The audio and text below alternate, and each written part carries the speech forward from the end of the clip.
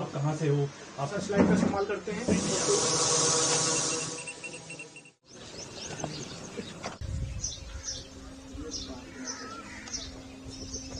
बहुत बढ़िया है और सबसे बढ़िया बात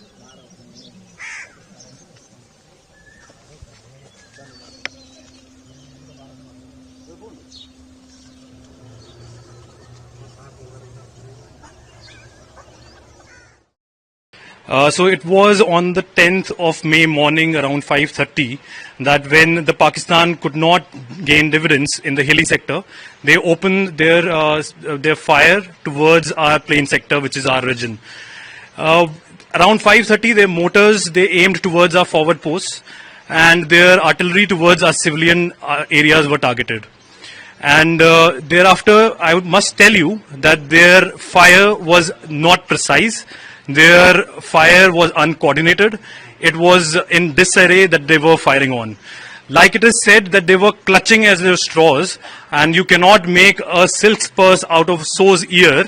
That is why it is like rightly said that they could not have a pitched battle against the might of the Indian army, and they were all in disarray and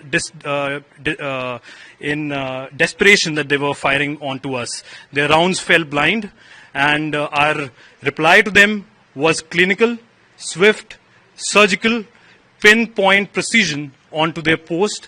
It was well coordinated between our battalion support weapons, between the artillery, and in close coordination with the air defense. Our boys knew their job well. We had rehearsed it multiple times before.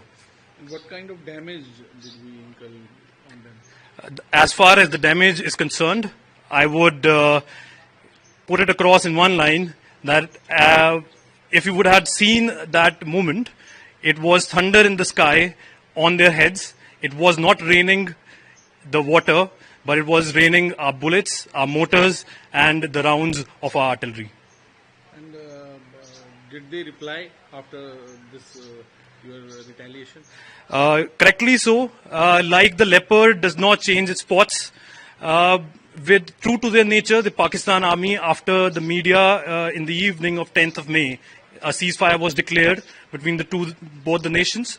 They opened fire again onto this region at night. But we were well prepared, and we gave them a befitting reply. Our reply was as swift as a blade and as coordinated as a clockwork.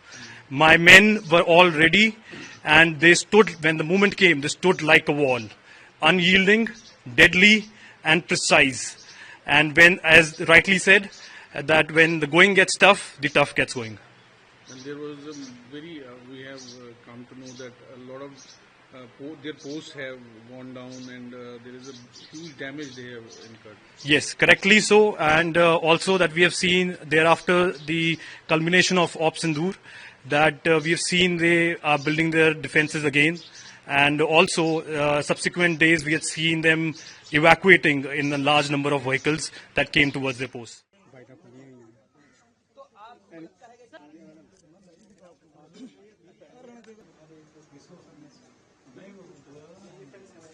कहाँ से हो, आप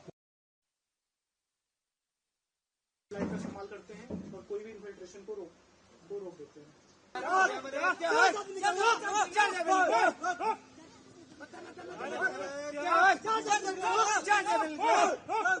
surveillance centre का महत्व बहुत ही ज़्यादा था। हम लोग सर्वेलेंस सेंटर के द्वारा उनकी हर एक गतिविधि पे नज़र रखे हुए थे 24 घंटा। वो कोई भी हरकत करते थे उसका हम लोग को लाइव फीड मिल जाती थी, तो उससे हम लोग उनकी कोई भी एक्शन के लिए रेडी रहते थे और उसका काउंटर करते थे।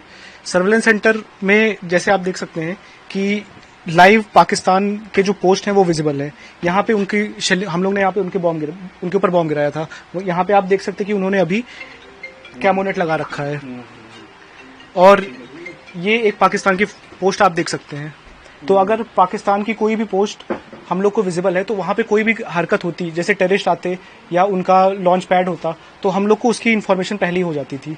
इसके वजह से हम लोग ने जो अपना सर्वेलेंस सेंटर है इसके द्वारा 24 घंटे उनके ऊपर नजर रखी, और कोई भी शेलिंग के टाइम जो उन्होंने इन्फिल्ट्रेट करने की कोशिश की उसको रोका। हम लोग के पूरे फेंस के अलॉन्ग हम लोग ने हाईटेक कैमरे लगा रखे हैं जो कि डिटेक्ट करता है अगर कोई भी मूवमेंट होती है। अगर वहां पे कोई पर्सन मूव करेगा, कोई गन मूव कोई गन लेके मूव करेगा तो उसका डिटेक्शन ऑटो डिटेक्ट हो जाता है और हम लोग को यहाँ पे पॉपअप के द्वारा पता चल जाता है। तो उसके द्वारा हम लोग ने कोई भी शेलिंग के टाइम जो उनकी इन्फिल्ट्रेशन की कोशिश थी उसको रोका और उनको हर फायर का मुंह तोड़ जवाब दिया। हम लोग को इसके वजह से करेक्शन करने में भी हेल्प मिली। हम लोग का अगर गोला थोड़ा दाहिने बाएं गिर रहा था तो इस सर्विलेंस सेंटर की वजह से हम लोग को पता चला कि कहाँ पे गिर रहा है और हम लोग ने उसका करेक्शन देके एग्जैक्ट उनके बंकर्स के ऊपर, उनके पोस्ट के ऊपर हम लोग ने अपने गोले गिराए। शोल्डर माउंट है ना?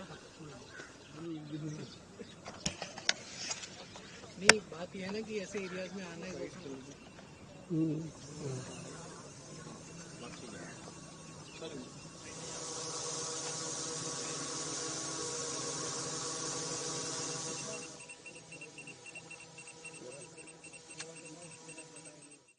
ये एक शोल्डर फायर्ड मिसाइल है जो पैसिव आईआर सीकिंग पे काम करता है, यानी कि किसी भी एरियल ऑब्जेक्टिव में जो भी उसका हीट सिग्नेचर होता है ये वेपन सिस्टम उस हीट सिग्नेचर को आइडेंटिफाई करता है और उसको लॉक ऑन करके उस पर फायर होता है। तो अभी जिस तरह से पाकिस्तान की तरफ से कोशिश की गई, काफी ड्रोन्स भी वहां से आए, यूएवी भी उन्होंने, तो किस तरह से इससे उनको मार गिराया गया? ये वेपन सिस्टम जहां पे भी डिप्लॉयड था इसको समय से अर्ली वार्निंग आकाश तीर कमांड पोस्ट के थ्रू मिली और इसके जो भी फायरर्स थे इन्होंने जिस भी टाइप का एरियल थ्रेट था जैसे कि लॉइटरिंग म्यूनिशन जिसका खुद का आईआर सिग्नेचर होता है उस आईआर सिग्नेचर को पकड़ा और उसको हमारे लाइन ऑफ कंट्रोल के काफी बाहर ही डिस्ट्रॉय कर दिया। तो काफी सारे लॉटरिंग एमुनिशन इसने मार गिरा। हाँ, जिन बीएवीपीज के प्रोटेक्शन के लिए वेपन सिस्टम डिप्लॉय था उनपे इसने किसी भी लॉटरिंग एमुनिशन को आने नहीं दिया और सभी को डिस्ट्रॉय कर दिया गया।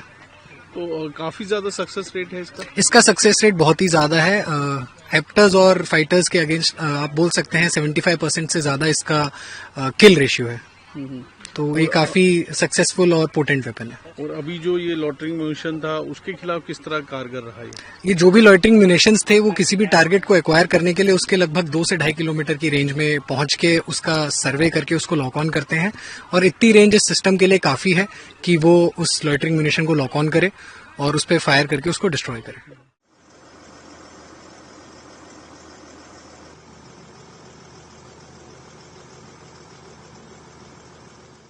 ये है एटीजीएम, मतलब एंटी टैंक गाइडेड मिसाइल। इसके द्वारा मिसाइल फायर होती है स्पेशली दुश्मन के लिए, दुश्मन के जो टैंक के बरखिलाफ ये काम करता है। तो क्या और भी चीजें उड़ा सकते हैं जैसे बंकर वगैरह? जी, बंकर। इसके अलावा टैंक के साथ साथ ये बंकर और दुश्मन के पोस्ट को भी बर्बाद कर सकते हैं। तो कितना सक्सेसफुल रहा अभी जो ऑपरेशन हुआ उसमें, कितना सक्सेसफुल रहा है? जी बिल्कुल ये सक्सेसफुल रहा है। दुश्मन के जो बंकर है और पोस्ट को बर्बाद करने के लिए एकदम कामयाबी है सर। तो एकदम सटीक निशाना लगा? जी, इसका हिट प्रोबेबिलिटी है 90 to 95%, इसीलिए इसका मतलब एक्यूरेसी बहुत ज्यादा है। और ये जैसे गाड़ी पे है, मूवमेंट भी हो सकती है? जी, मूवमेंट करके हम ये दुश्मन के आपने जो फॉरवर्ड जोन में हम ऑपरेट करते हैं इसको, ये उधर फॉरवर्ड जोन में जो मोबाइल दस्ते के रूप में काम करते हैं और दुश्मन के जो टैंक है उसको डिले करता है, डिस्ट्रॉय करता है और डिस्ट्रक्शन करने का काम करता है। तो काफी तेज तरार लग रहा है क्योंकि एकदम गाड़ी कहीं एक बार इधर रहेगी, अगली बार दूसरी जगह जाएगा, इसको डिटेक्ट करना भी मुश्किल है। जी साहब, ये जो इसमें एटीवी भी है और बुलेट प्रूफ होने के कारण इसका मूविलिटी भी बहुत ज्यादा है सर, इसके काफी कामयाबी है। और दुश्मन के लिए भी उसको पकड़ पाना मुश्किल है जी, मूवमेंट रहता है इसका। जी, मूवमेंट ज्यादा रहेगा तो थोड़ा उसका पकड़ने के लिए भी मुश्किल हो जाएगा।